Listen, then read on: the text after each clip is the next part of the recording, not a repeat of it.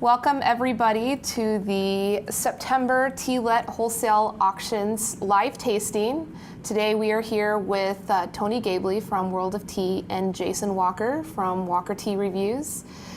They are our professional tasters, and also joining us is Miriam Coleman, one of our consumer tasters, and Suresh from Tea Near Teas, who is one of the growers of one of the teas we'll be tasting today.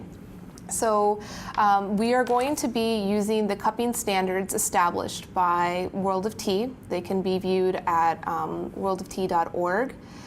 And we will be doing trial by fire preparation. And so we will be evaluating the first steeping and for 3 different teas. Samples for these teas can be ordered until August 27th. So we have 3 here. The samples come in 15-gram bags, except for the white tea, which is just a 5 grams. So you can see that nice full leaf there is more than enough to fill up the entire bag. And those can be purchased at tealet.com/wholesale.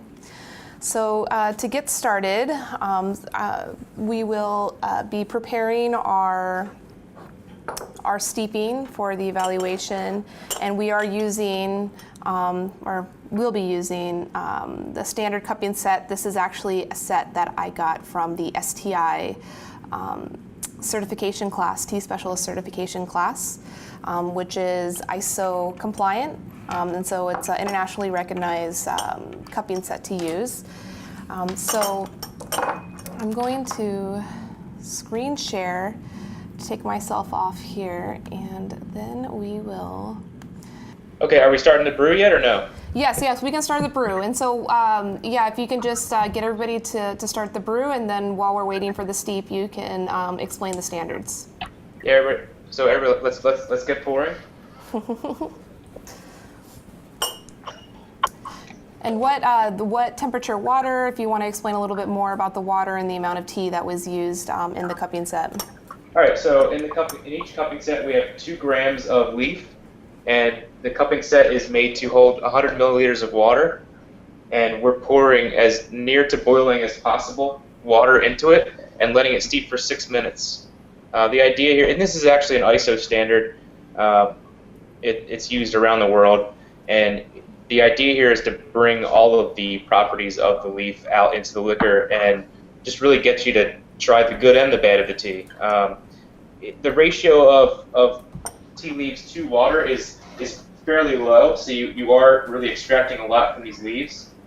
The reason I put these together, there's really no official standard for tea cupping other than the ISO standard, and I felt that the specialty coffee industry, the Specialty Coffee Association has a whole page about cupping coffees and how to do it, and I thought the tea world needed something as well. And while ISO is great, I did want to kind of talk about 2 different ways to taste tea, and the trial by fire is one, but the other one is just a standard, regular at-home preparation using like kind of an average of how people would steep different types of tea at home to replicate. So a tea shop owner could replicate the experience of their customers, because not everyone's going to steep something at boiling for 6 minutes. And then the other parts of my standards that I put together, I kind of went around the wine world and the coffee world and the tea world, and I compiled a list of all the flavor wheels out there and broke all the flavors down into a hierarchy. And using this hierarchy, Tea-Lit has put together a page on their website for kind of rating each tea, and they collect the data and store it in a database, and hopefully we can have some fun with that data at some point. Yeah, so Tony, can you let us know a little bit more about the status of your cupping standards? Are these set in stone, or are you open to feedback and to suggestions? Oh yeah, I'm definitely open to feedback. If anybody has any ideas, let me know. Like I've updated them several times based upon suggestions that I've gotten from people on the internet and at tastings I've done here at home. Just let me know. Send me an email. Hit me up on Twitter. I can change them at any time. And the goal is that we can use them as an industry and make them better. And I know Jason has some really good ideas about how to note the strength of each flavor, which I really like as well. But yeah, these things it's a living document. Great. And how can people reach you, Tony? They can hit me up on Twitter at World of Tea, or you can contact me on my website, worldoftea.org. Okay. So Jason, can you give us a little idea of your ideas behind noting intensity of flavors? Yeah, I mean, flavor is a key component, of course. There's flavor. There can be multiple flavors that you experience throughout as the tea moves, say, from the front of the mouth to the back. There are flavors that can appear after you have swallowed that get either stronger or weaker. So there can be some fluctuations and complications in the tea tasting aspect of flavor. I'm still working on Tony to convince him to put more about texture. I think that the mouth feel is an important aspect as well. I know Tony has also talked about aftertaste as well, the sweetnesses that can build up within an aftertaste, and intensity. I should mention that applies to flavor, but also duration. How long does texture last? How long does a flavor last? How long does that sweet taste in the aftertaste last? Mm-hmm.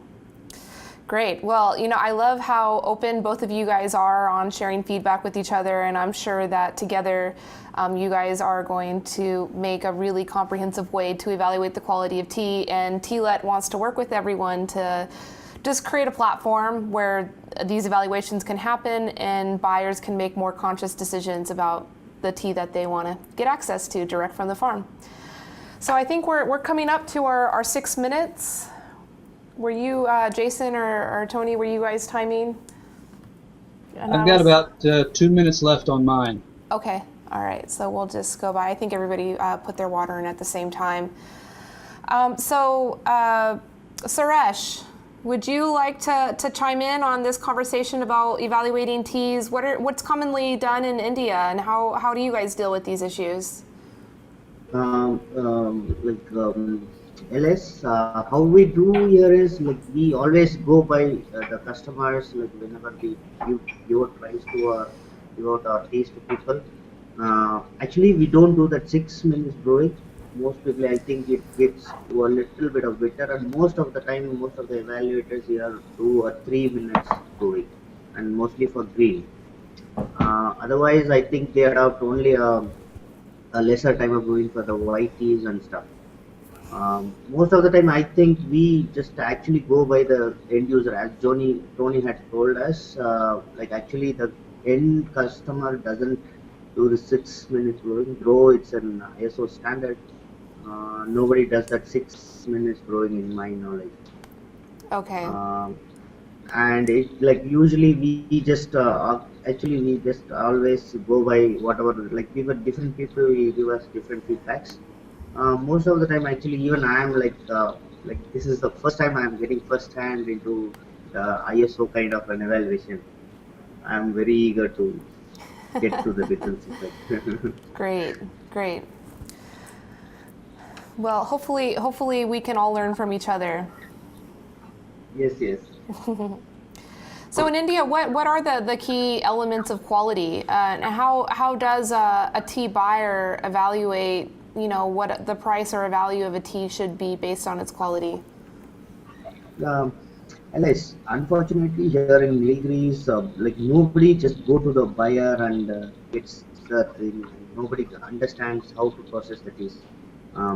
If you see the way the tea is processed when it's been carried from the garden, it's a pathetic situation out here. It's actually nobody even usually cares for the tender leaves. It's all gets dumped into that big gunny bag kind of thing, and by the time it reaches the factory, lot of these things, a lot of the leaves will be sheared, and that's where they will go, and then after that they will do a kind of withering in their troughs. So most of the factories out in Nilgiris are something they call bot leaf factories. They source the particular leaves from individual growers, and once that will get transported to a central factory, and from there they will start this particular withering, and most of them are CTC black teas. So I think that's why like most people are, apart from one or two people, big players, whoever are very conscious and they sell it as only a premium taste. Apart from that, I haven't seen any individual grower trying to produce this. I see. Wow. So you guys are definitely revolutionizing there in Nilgiri, huh? Actually, I want to thank Jason very much. Actually, even when before I started anything about this tea particular thing, his videos were the only thing which was guiding us in okay, what is it? Like initially, we didn't even know okay how to evaluate a tea. We made a tea. Is it good or not bad? We didn't know anything. So most of the things we used to watch Jason's videos multiple times. How is he evaluating? What is he expecting? Okay, is the shape similar to what he is what he is saying? And actually, I like for a quite number of time I didn't get an hang out of like what is his grading thing? Is it 90, 93? What my thing will be there? Since nobody like that are doing good work about tea in India, I couldn't even get immediate feedback even to giving them samples also. I always had to reach people to US, and again the logistics didn't work out. So Tealet, I think is a good thing. It's a blessing for small growers where I can immediately reach out to so many people. Well, great. We look forward to working with you, Suresh, and helping you and many other independent tea growers around the world. So we have decanted the teas. Thank you. Sorry we didn't give you guys that warning, but I saw you guys all decanting, so we're good to go. We're going to start the evaluation. Now I am on the Tealet website. That's the screen we have shared here, and I'm logged in my account. But just for example purposes, I will be entering in your notes as we go into the form. So people that would like to do this on their own can see how we do it as we go. So I'm going to leave it to Jason and Tony, you guys to start with the evaluation. We're going to start with the Tenir Green at first. Go ahead, kick it off, Jason. Looking at starting off here with leaf color and leaf smell. Starting off, I guess I'm going to go to leaf condition first, just kind of glancing into my cup, my wet leaf here. Leaves are fairly, largely intact. I mean, these are not just little shreds of leaf. I've seen Darjeeling that's gotten shredded rougher than what I'm seeing here. Tony, did you have any comment about the wet leaf or the leaf itself? Yeah, the wet leaf on the green is interesting. I don't know if you noticed, Jason, but the leaf itself is still green, but a lot of the stems are still brown. So it looks like the leaves had a proper kill green, but the stems did not, which should be the other way around because the stems are thicker. That's kind of mind-blowing to me. I'd never seen such a difference like that. Are you seeing that?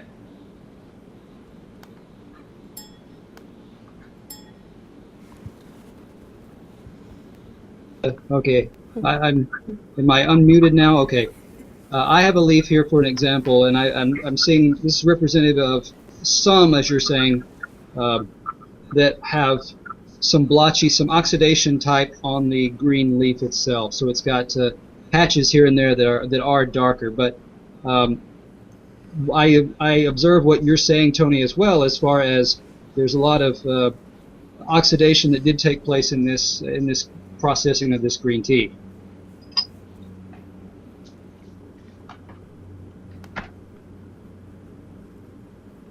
Shall we move on to the liquor? Yeah, let's do. The liquor's a little darker than most green teas I would had before, and that's indicative of the oxidation that happened. But it tastes green. There's definitely you can definitely taste that muscatel in there. Hi.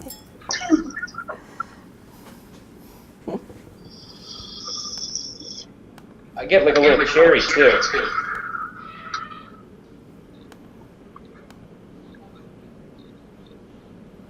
I hope that's in there, Elise. What is that? I said I hope cherry's in there. Yeah, let's see. Cherry. Has that been a new addition to the? I don't know if it's in there. I don't have it on the screen right now. Yeah. So yeah, we do have a cherry. Okay. And what would you rate the intensity of that muscatel note as well as the cherry note? On a scale of 1 to 10 on both. I would say the muscatel was like a 4 and the cherry was like a 6. What about you, Jason? Are you getting these same notes? One of the first things that came to my mind was the level of astringency. It's very smooth. There, I've compared to say some Chinese greens that can be starchy or even more drying than that on the tongue. This one's relatively smooth in that sense. As far as flavors components go, something in the neighborhood of, yes, cherry. Part of my mind said a little bit of a gentle grape or raisin, I should say raisin rather. So yes, there was some kind of, I did get a fruit type of element there. As far as intensity goes, it started off a little bit more intense. If I had to put a number to it, I'd give it maybe a 4 or 5, and then as it backed off to maybe 2, 3, somewhere in there. So that's interesting. That's what you were talking about with the longevity of these notes and the intensity, how it changes over time. Exactly. Great. Okay, and then at the bottom, of course, after we've evaluated the liquor, you can give a rating from 0 to 100 on overall likeness of the tea. And this is just so as we generate more and more of these responses of evaluations, we can start to index the grade of the tea, something similar to what's happened in the wine industry that we really feel is missing in the tea industry. So, from the three of you, any idea on what is your overall rating of this tea?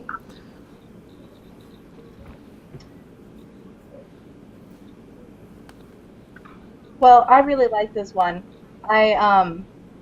I think it has a lot of characteristics that most of the Chinese and Japanese greens don't have, and I thought it was really quite enjoyable.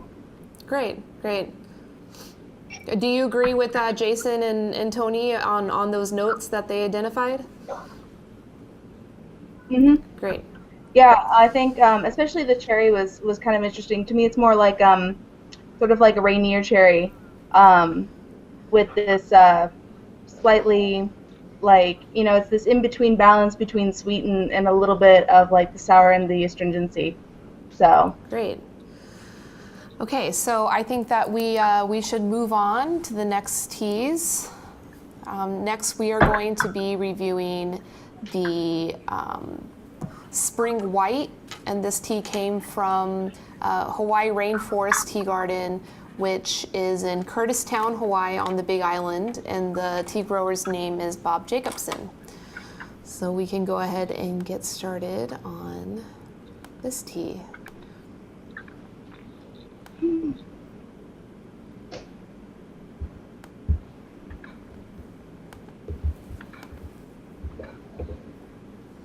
So Jason, Tony, you guys want to step up and start giving your evaluation? Leaf-wise, comparing this one to the green that we just encountered, my sample, and again, this, I know we got 5 grams, so comparing a 5 gram to 15 gram, not always the same as far as what leaves you get. These leaves, a lot of them appear to be less intact. I mean, I had little bits and pieces Then beside that, I would have maybe 20% that are needle, like leaf and bud, rather. Let's see if I can get that. So I got a leaf, several leaves and buds. A lot of darkness there. A lot of I don't see the silvery color that can come with some, say, Bai Hao Injin, a Chinese silver needle, white tea. Less of the silver here, more of the browns, more of the kind of olive drab green type colors. Yeah, I agree with you on that. It's very brown for a white. Although I'm wondering if your mail carrier crushed yours, because I have a lot of very pristine bud sets. I would say that the majority of mine looks just like this. I have quite a few of those as well, Yeah. but maybe I don't have maybe as many as you do. I think maybe I see a lot of buds with and then a few of the oh, here's another set. But see, it's like this is what I get, like the fuzzy bud and then more of an opened smaller leaf. Yeah, but in general, I would say mine are together more than yours, and that's just a function of your mail quality, Jason. I'm sorry, the mail in New Jersey can be quite dodgy. Or maybe my sample came from the bottom where everything, all the little pieces had sifted down. Another guy. Yeah, this tea is it's very full leaf. Bob, when he processes tea, he literally just plucks the bud and two leaves and just dries it that way. But it is a very delicate tea. It's very easy to break, so that could be an issue with it. Yeah. The taste is great. It's got that quality of Hawaii teas that I'm familiar with now that I've been there. It's minerally, and I don't know if that's something specific to the terroir there, but the fragrance is like just very flowery, like, and it's just straight orchids and minerals is all I'm getting.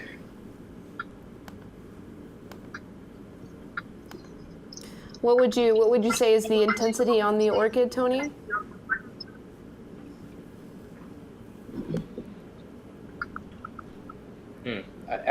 Do we have gardenia in there? Gardenia. No. We got it. All right, I'm adding that. It's gardenia. I was raised by a florist. I know this.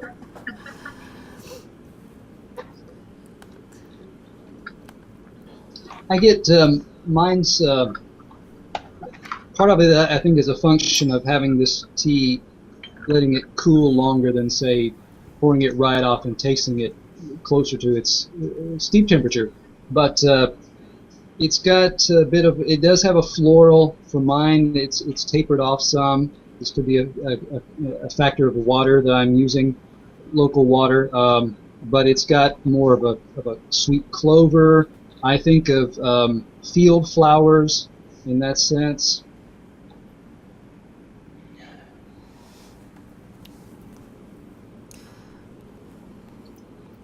Miriam, do you have some notes? I'm trying to figure out sort of what my it's really really florally. It's really nice. You know, it's got that mineral side effect, side to it, but it's much more springy than most teas that I get that like the cliff teas that you'll taste the mineral with, and which I always describe it as springy. But how would you describe that sort of classic white tea brightness in the flavor? Like, what would you do? You get what I'm saying? I mean, my mental association of that is, wildflowers of a field, whether it's clover.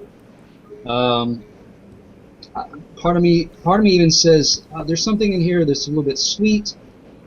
If you taste wildflower honey, there's a little bit of that going on for me. So you got a honey note.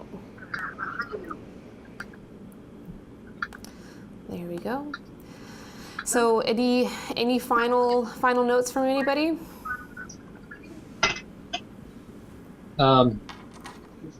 Texture-wise, you can get some white teas that are starchy like raw potato. This one is much smoother than that. It's more rounded, if you want to use that, so that it's got a gentle kind of light powdery almost type of texture, just slightly drying on the top of the tongue. Yet it with the honey or the sweetness and the floral, it just balances well so that it gives a kind of a mouth-watery texture to it. They play well together. Great, thank you. We'll add that in the mouth-watery texture. Yeah, Jason, we need to talk offline about adding the textures. We should do that, definitely. Have you made your silk stocking to slide over your tongue to practice the silken texture yet? No, that makes me very uncomfortable. Okay, great guys. Well, let's move on to our final tea. This is a highly oxidized oolong out of Taiwan from our friend Goei Tea. It's Alfredo is the tea farmer. And we'll go ahead and get started. I don't want to tell you too much about the tea to sway your evaluation on it, but if we want to get started with the leaf first.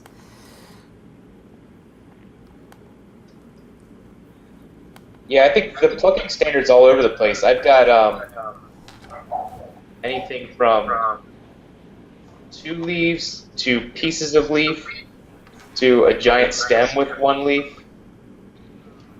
I wouldn't have guessed that it was overly oxidized. I mean, the smell smelled more like this. Then this is the thing with oolongs. When you smell an oolong or taste an oolong, age, oxidation, and roast are 3 things that are very hard to tell the difference between.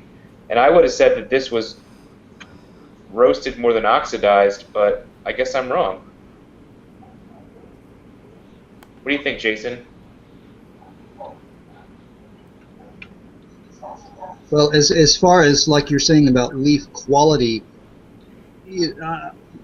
I'm familiar. I agree. I'm familiar with Taiwan oolongs that have 2 leaves and a bud. Here I've got lots of just kind of 1 leaf and what may have been a leaf. They're connected. These are deep, rich green leaves. Oxidation-wise, a lot of these are just kind of the edges moving in towards the center are starting to oxidize. So. But I wouldn't say it's uniform, would you? It's not that consistent, no. I mean, I've got some leaves that barely have any oxidation and others that are pretty much a good consistent ring around the edge as the oxidation moved in towards the center.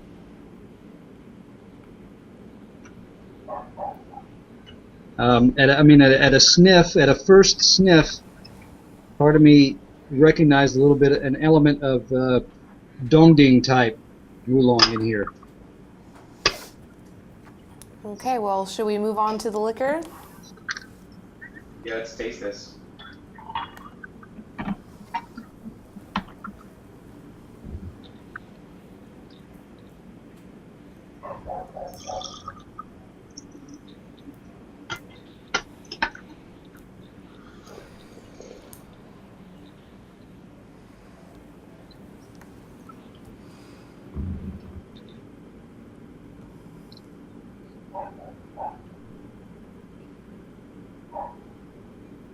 Now we did let this sit for a really long time, but I do get like a very, I guess, if you're telling me this is oxidized to a higher degree, Elise, it does have that Dongding type flavor to it, and I would guess it was roasted a little bit and oxidized a little bit. I'm still getting it's a little bit astringent for sure.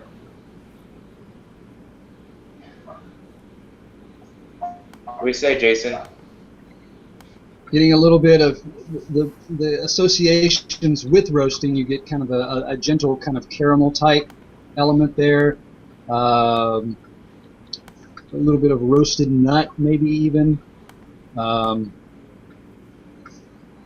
it still has some of your, in the aftertaste, the back, I'm getting more of the kind of the high mountain sweetness, floral type of sweetness there. It's more in the back.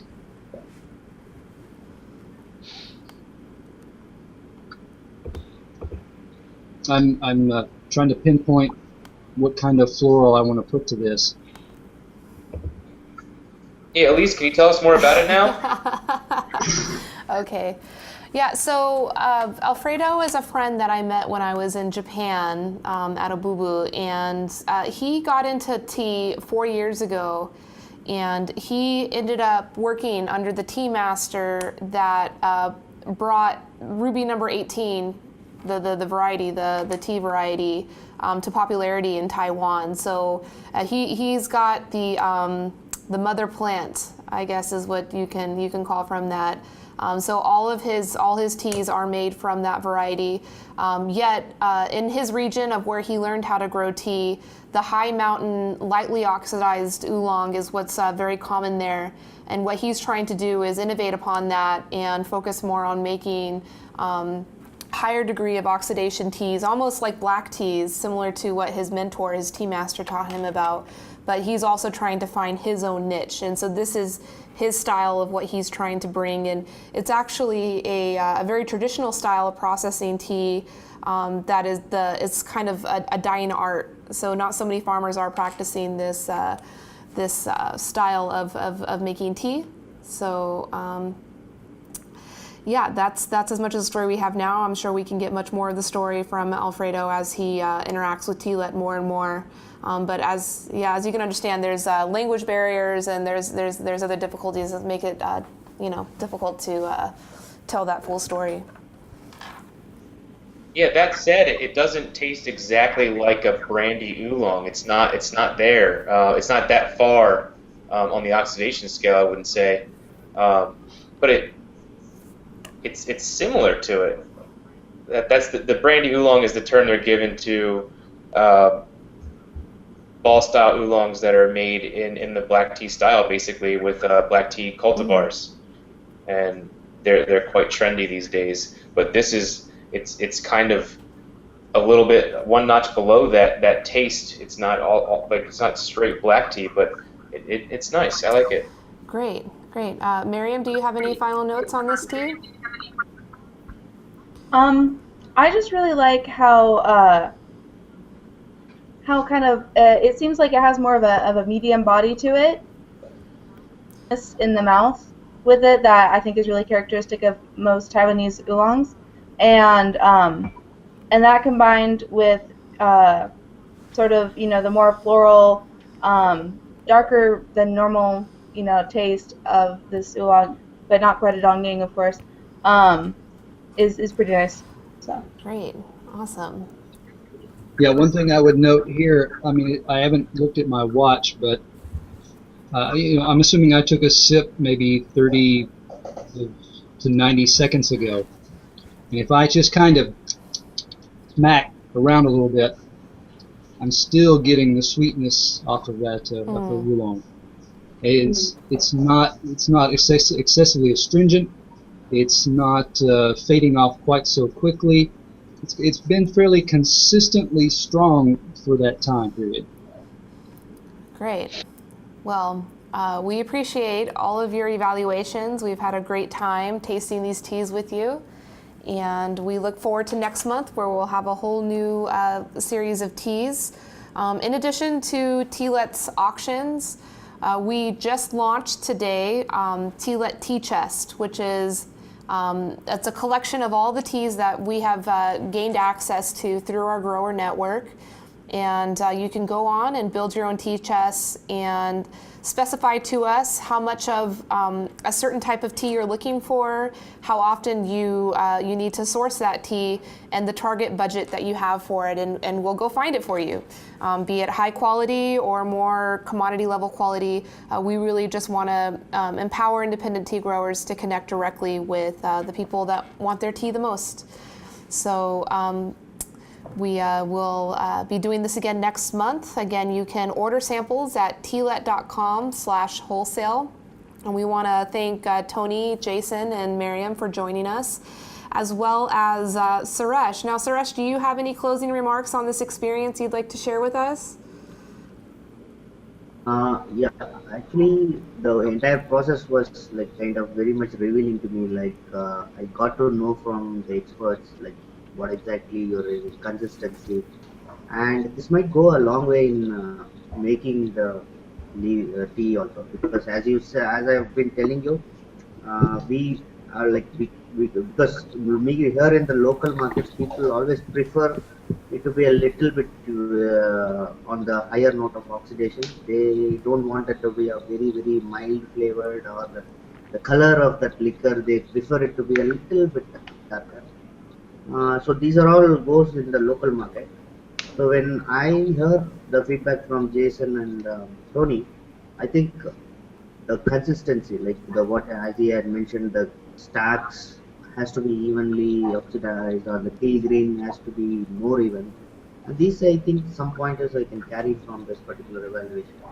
Great. Well, we look forward to And giving more if there are feedback. any yes, yeah, like moreover, I am looking for the anyway. We are always like we are back to the thing, and we always get to work on each of the teas every day.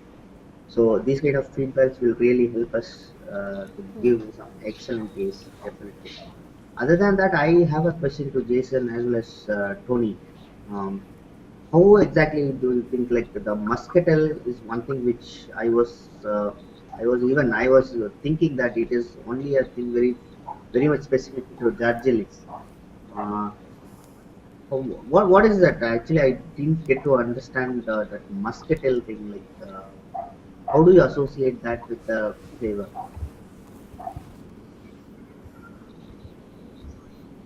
Sorry, I want to make sure I understood. The question was, what are the components that we view as part of the muscatel taste? Yeah. For me, I try to avoid locking into muscatel too tightly. I see it as a great component that has a sweet flower-like element to it, that has a bit of a raisiny sweetness to it. And then what I find also with several Darjeelings, not all, but a lot of Darjeelings have an almost sweet spice component, whether it's allspice, whether it's a little bit of a kind of clove type aspect. I break that down because I present that as a way that more people can recognize those than can go and say, oh, this is a muscatel grape, this is not a muscatel grape. A few months ago, I asked my Twitter followers how they would describe the term muscatel, and I'm going to read you some of them. One person said dried raisins with a hay-like finish. Another person said a hint of plum pulp and tobacco. Someone said a spicy, deep fruit taste, almost grilled peach in nature. And someone else said a mix of aromatic, woodsy, and sour elements with a complex after aroma. So people have a lot of different ideas. I mean, the common thing there would be like the raisiny, plummy, grilled fruit type thing that comes out and is considered a muscatel to a lot of people. But if you taste a lot of Darjeelings, you'll taste that similar vein, and you just start to call it something different. Yeah. Yeah. Yeah, thank you, Tony. That was amazing. You have some really great Twitter followers there. Okay, guys. Well, I think that should conclude it today. If anybody has any final remarks, please speak up now. If not, I'm going to I'm going to end this Google Hangout. I really appreciate you taking your time to give your notes here, and I hope you enjoyed the teas and enjoyed this experience, and we'll be editing this and putting it out there on YouTube so you guys can share it with your networks, and hopefully we can share more of this tea with the world. Absolutely. Thank you so much. Yeah, thanks, Elise, for bringing us all All right. together. Aloha, guys. Have a great week. Thank you. Bye-bye.